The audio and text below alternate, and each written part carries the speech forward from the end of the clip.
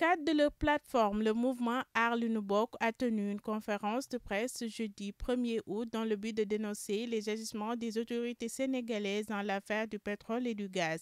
L'arrestation de leur camarade et frère Guy Marius Sagna a été à l'ordre du jour, ainsi que celui de Adama Gaye jugé arbitraire. À la fin de la conférence, les membres nous ont donné rendez-vous ce vendredi pour une manifestation, pour ainsi dire que le combat continue.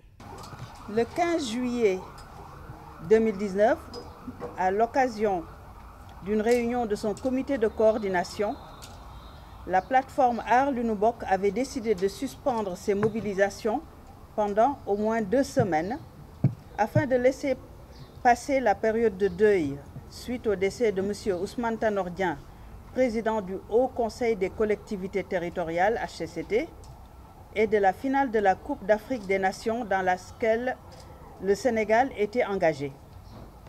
Cette période devait être mise à profit pour parachever le projet de structuration de la plateforme et finaliser les plans d'action en cours d'élaboration au sein des commissions.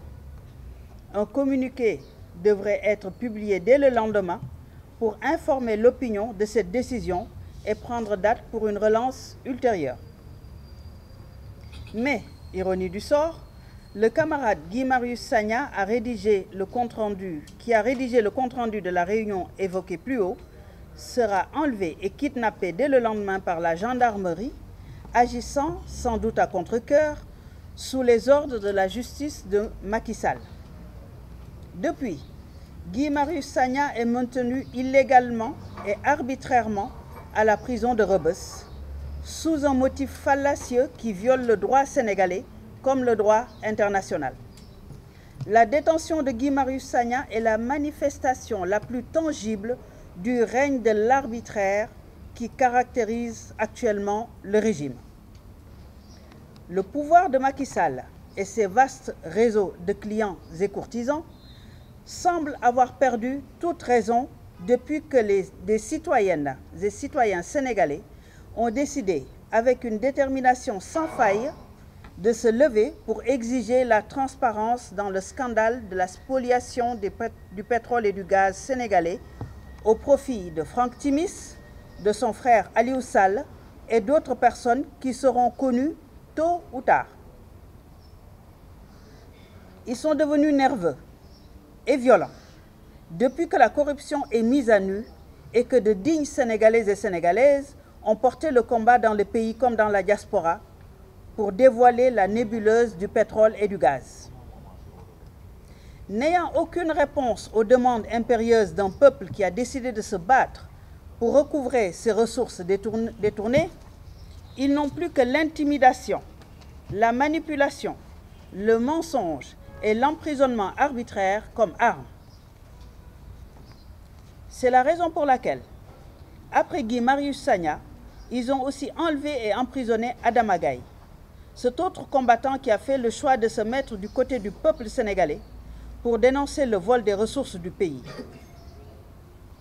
D'autres prisonniers suivront, à coup sûr, car le droit a cédé la place à l'arbitraire et à la justice. Et la justice est devenue un instrument d'oppression et de vengeance. Mais rien ne nous fera reculer.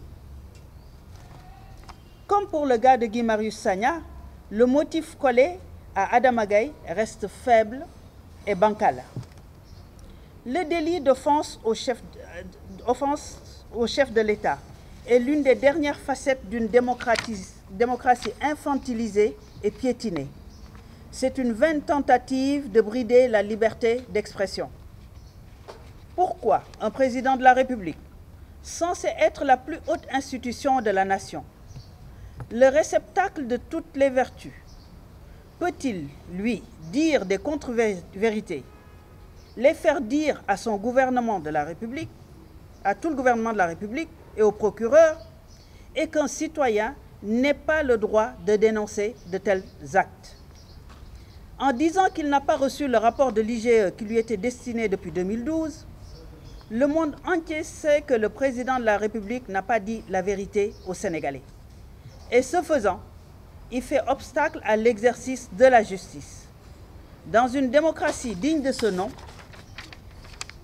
je disais, dans une démocratie digne de ce nom, cela aurait été un acte constitutif de la haute trahison. Rien n'est plus attentatoire aux bonnes mœurs, n'est plus violent, plus offensant, voire terroriste, qu'un président de la République et son gouvernement qui violent les lois, spolient les ressources de leur peuple, les livrent à des mafieux étrangers, font obstacle à la justice et embastillent d'honnêtes citoyens. C'est pourquoi la plateforme Aar Li Nu Bokk veut dire à tous les Sénégalais qu'elle est plus que jamais debout et déterminée à poursuivre le combat pour que la justice et la vérité soient faites. Elle tient à rappeler qu'aucune police politique et aucune justice partisane ne saurait intimider ni ligoter la liberté des Sénégalais, acquise de haute lutte bien avant l'arrivée de M. Macky Sall en politique. De même, notre camarade Eliman Kane est en train de faire face à son employeur pour des motifs tout aussi discutables. Nous restons extrêmement vigilants quant à la suite donnée à ce dossier. Nous invitons toutes les plateformes créées au Sénégal et dans la diaspora à reprendre le drapeau pour poursuivre le combat. Les activités adoptées dans le nouveau plan d'action de la plateforme démarreront dès cette semaine. Elles seront massives, intensives et couvriront tous les pays et toutes les villes du monde où vivent des Sénégalais afin que le monde entier prenne conscience de l'étendue du pillage des ressources pétrolières et gazières sénégalaises au service d'un groupuscule de personnes.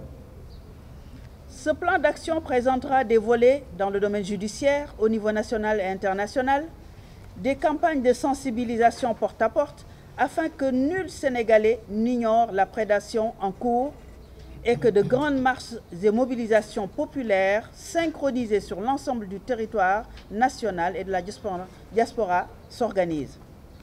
Des mémorandums seront également rédigés et envoyés à tous les pays via leurs ambassades, aux institutions internationales et aux agences de lutte contre la corruption, ainsi qu'aux organisations de défense des droits de l'homme au nom du peuple sénégalais.